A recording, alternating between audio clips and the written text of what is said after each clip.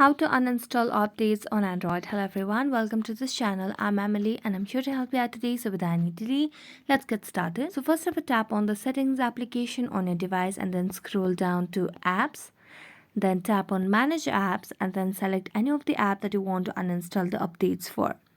So for example, I'm going to select YouTube over here. So let's scroll down and tap on YouTube. And as I tap on YouTube, you can see different options available over here. And at the bottom of the screen, you can see different menus from force stop, uninstall updates, disable to clear data.